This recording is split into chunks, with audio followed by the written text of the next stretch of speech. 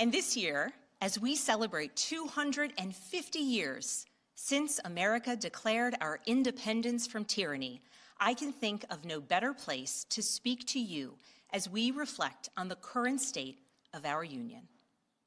Tonight, as we watched our nation's lawmakers gather for a joint session of Congress, we did not hear the truth from our president. So let's speak plainly and honestly. And let me ask you, the American people watching at home, 3 questions. Is the president working to make life more affordable for you and your family?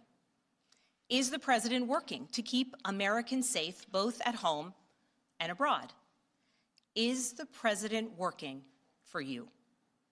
As I campaigned for governor last year, I traveled to every corner of Virginia, and I heard the same pressing concern everywhere.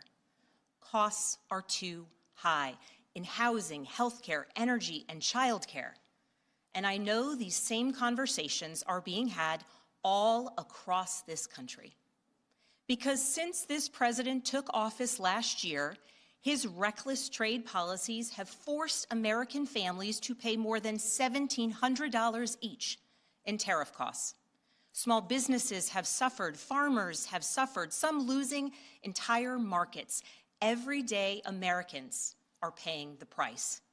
And even though the Supreme Court struck these tariffs down 4 days ago, the damage to us, the American people, has already been done. Meanwhile, the president is planning for new tariffs, another massive tax hike on you and your family. And Republicans in Congress, they remain unwilling to assert their constitutional authority to stop him. They're making your life harder.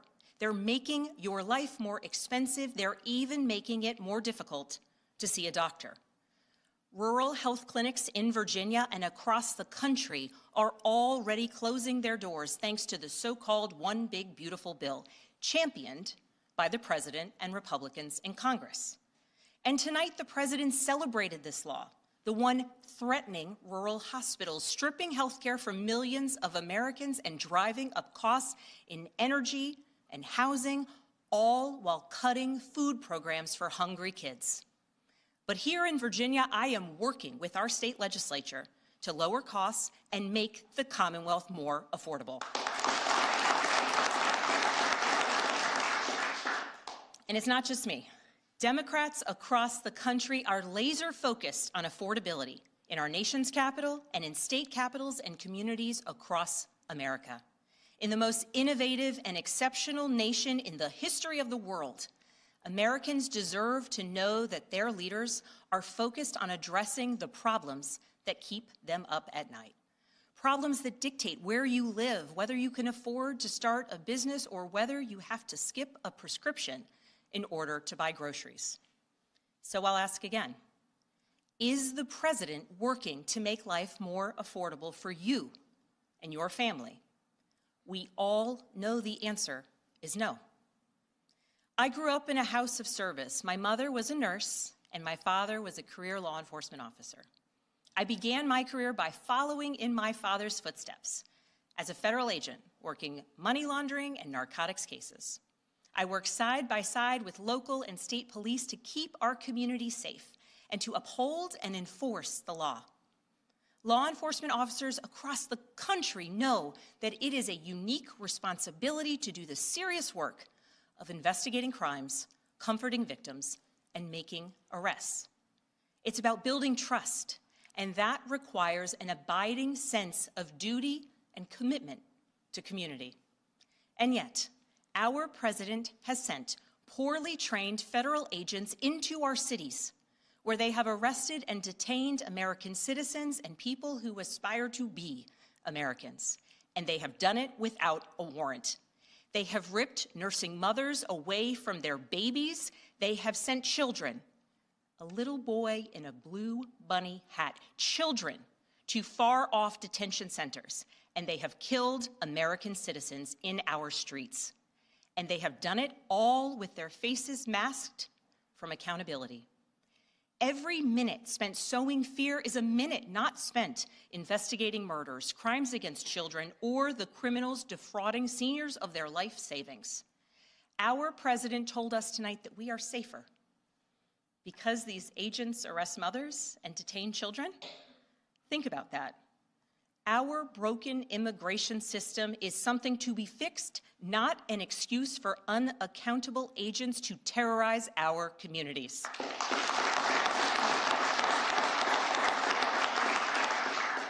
After working in law enforcement, I continued my career of service as a CIA officer, working undercover to protect the United States and our allies from global threats, terrorism, nuclear weapons, and the aggression of adversarial nations around the globe.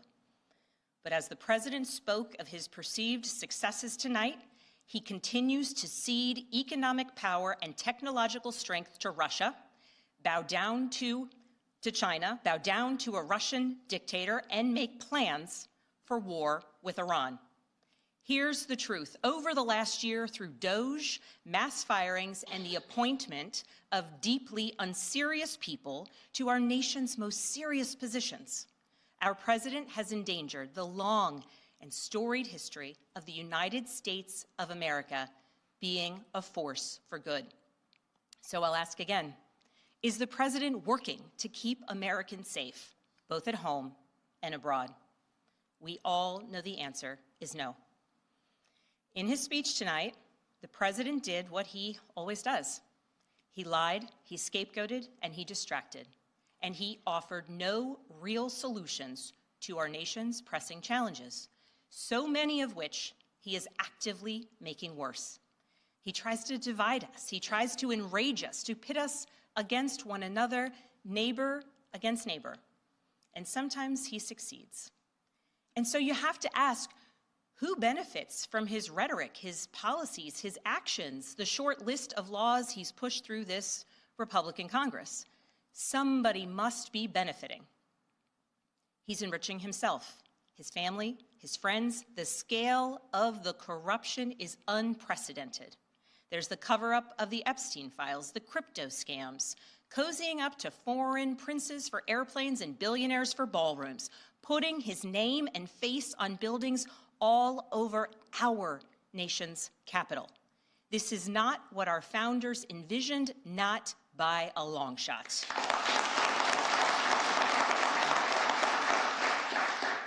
So I'll ask again, is the president working for you?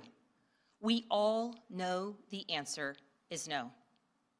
But here's the special thing about America.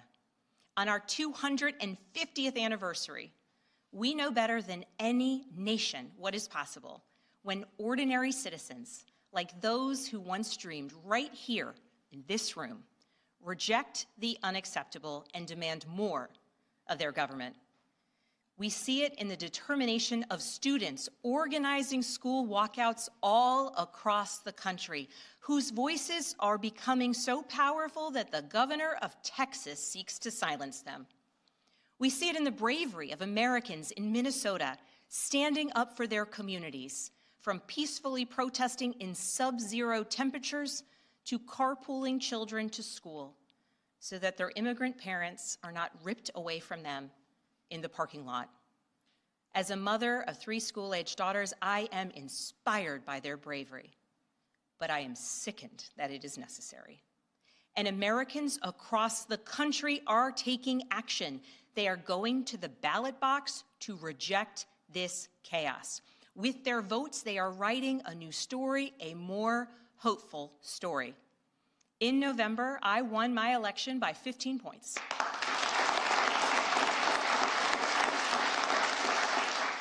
And we won 13 new seats in our state legislature. Because voters decided they wanted something different.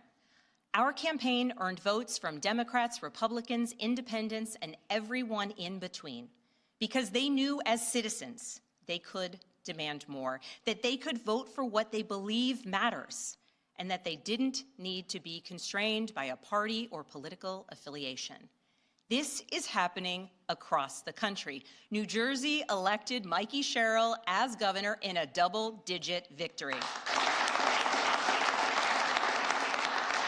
Democrats flipped state legislative seats in places like Georgia, Iowa, Mississippi, and Texas. The list goes on and on.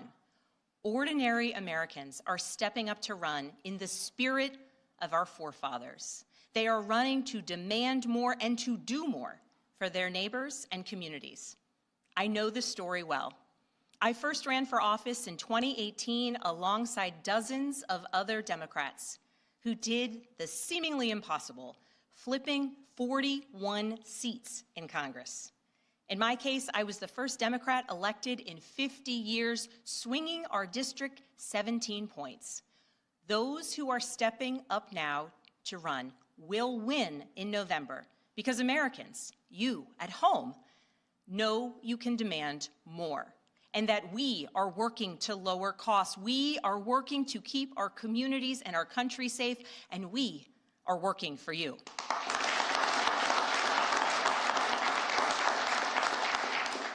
In his farewell address, George Washington warned us about the possibility of, quote, cunning, ambitious, and unprincipled men rising to power. But he also encouraged us, all Americans, to unite in a common cause, to move this nation forward. That is our charge once more, and that is what we are seeing across the country. It is deeply American and patriotic to do so, and it is how we ensure that the state of our union remains strong, not just this year, but for the next 250 years as well, because we, the people, have the power to make change, the power to stand up for what is right, the power to demand more of our nation.